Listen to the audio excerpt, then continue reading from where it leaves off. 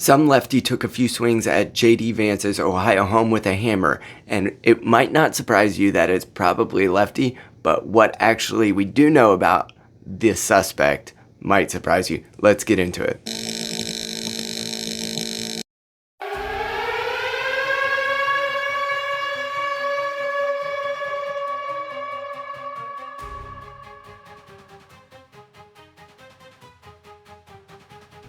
Before we get too crazy, my name is Casey and I have been a husband, father, therapist, and conservative man for more than a decade, and my 4 kids deserve to be brought up in a society better than the one that I did, but that's going to take a lot of work from here. If you would, please like, share, and subscribe so that we can help do this together. And I am sitting here in Middletown, Ohio right now. If you don't want to be middle of the road with your views, please like, share, and subscribe. Let's do this.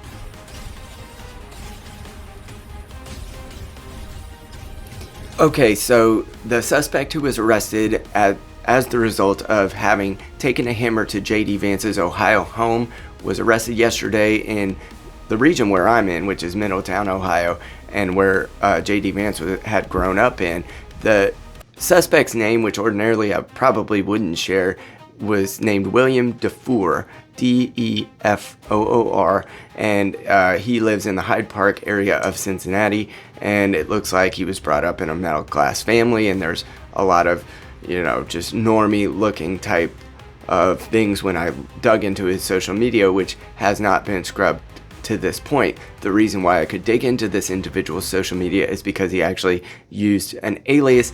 It seems he used an alias on social media, which just happened to be Julia DeFoor. So there are pictures in comparison to one another, which I will put up here. One is a picture on Julia DeFoor and the other being William DeFoor. Now, of course, this is just an alleged suspect, although Williams, who you can see his picture that was taken after his arrest, he was indicted or arraigned in Cincinnati custody over the last couple hours, and while a motive hasn't been made clear, or there's been a lot of suspicions that maybe he just had mental health crisis and that's where this came from, that's actually what JD Vance himself said. The vandalism is in a it was in the municipal court, which means it had to have been felony vandalism. So he was also charged with criminal trespass, criminal damaging, endangering, and obstructing official business. You can see that the Secret Service police responded after and called local police as well. DeFoor has had past legal encounters in the Cincinnati area and actually attended some mental health court as a result of his sentencing. So I can tell you, as somebody who's worked with mental health court in the past, as a therapist, as a practitioner, you do not get integrated into these courts under very typical circumstances, but it is one way that the movement and activism on the mental health side has moved from, incarcerate criminals to protect society to treat the criminals with compassion and society be damned. And that is part of the reason why a great many of the mental health beds have been eliminated. Long-term mental health beds, which used to be 311 per 100,000, is now 11 per 100,000 in states like Ohio. So there aren't long-term commitment beds for people. So even if poor William here was really just having a bad day and he needed some mental health help he wasn't getting, well, it's y'all's fault that those are closed in the first place. And I mean y'all, I mean the left. So in 2023, he was arrested for trespassing at a psychiatric emergency facility. I imagine that's Summit Behavioral, which is located in the Cincinnati area. It's one of the behavioral sites that you have to almost qualify as a criminal in order to get into, because it is one of the longer term care sites in Ohio. Part of the problem is insurance doesn't cover much mental health care in terms of inpatient stay. So that's part of the reason why any of the state hospitals that you would try to get someone into who actually needed help are basically taken up with people whose criminality has been so integrated into their mental unrest and is presenting a danger to society that they get plugged into a place like Summit. So he may have even trespassed there after having already been a patient there. It's hard to say, but how else I don't know. Could have been another facility, I'm sure. It's on the public record somewhere. In 2024, William DeFore was charged with vandalism, breaking a window at a Hyde Park business. Somebody said on X that it might have been a blind shop, or can't confirm.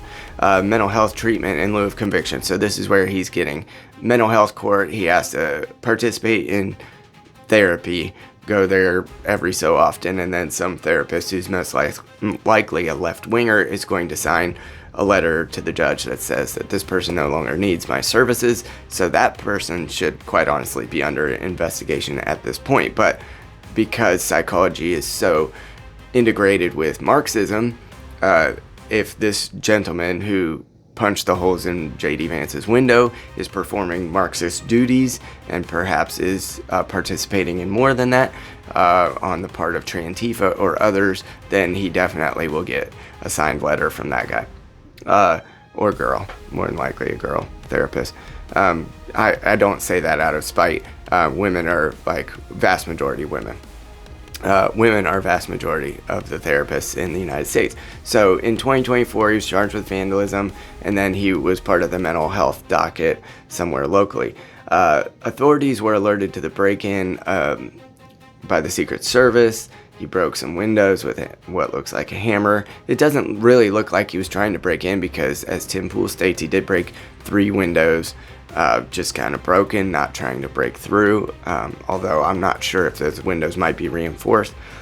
Vice President JD Vance commented that the incident on X, formerly Twitter, he calls him a crazy person who tried to break in.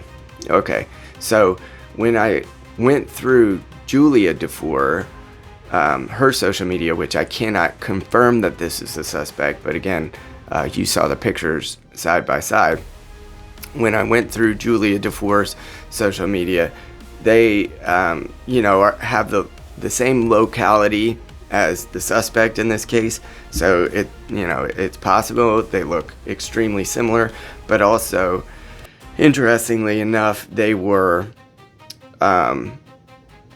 only following and friends with or following. So there were some family members and some friends that were on there, but one of the things that they had liked on their page was called Heartland Trans Wellness, which is a community that supports and resources organizations of the trans variety, I imagine, in the Cincinnati area, focused on transgender, gender diverse, and LGBTQIA plus people in the Midwest, so that they can access support, build community, and connect with others. Now, this isn't necessarily a group that I'm accusing of doing anything nefarious here. I have no idea. It says it's a grassroots community project which was founded in 2007 and is designed to support, the youth that are experiencing gender dysphoria. So at this, they do have meetups, they do have peer support groups, they do have other things along those lines. So this group might be worth taking a second look at. As we know, the death of Charlie Kirk was very integrated into this community, and as well as, quite possibly at this point, the vandalism that took place at JD Vance's house. So how much more, oh Lord, must we deal with these types of communities doing this type of stuff without Antifa being frog marched through the streets, without other groups who are responsible for political violence being frog marched through the streets? I want to see Maduro-style midnight raids on people who are threatening one half of the political polity in our country, because there is no way around the amount of damage that this could pop off if these leftist groups aren't satiated, and if the right wing just gets pushed too far. And so I would look into this group if I were, in the FBI, or if there were any local agents who might be looking into left-wing violence. I do think that it's a reasonable but not affirmative conclusion that Julia DeFore is the suspect that's in custody. Well, William DeFore is his name, but Julia looks like a reasonable facsimile, and that is a Facebook page online that has not been scrubbed, and that's what people apparently think, that this person is suffering from transgenderism, in as much as that's even possible. In conclusion, in the last year, we have seen the two attempted assassinations of our current president, the assassination of Charlie Kirk, and now attempts to at least threaten, intimidate, and maybe even take out the life of our current sitting vice president. If this isn't enough for a RICO case against the people involved, here's the problem.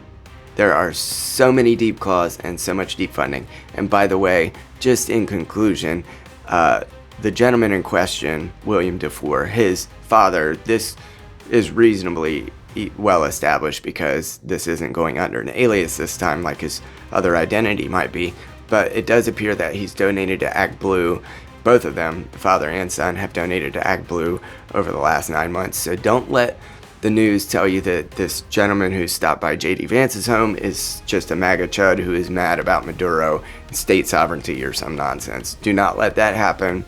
This was obviously a leftist, and how long must we tolerate leftist violence before RICO, frog marches, and convictions and a safer society come behind it?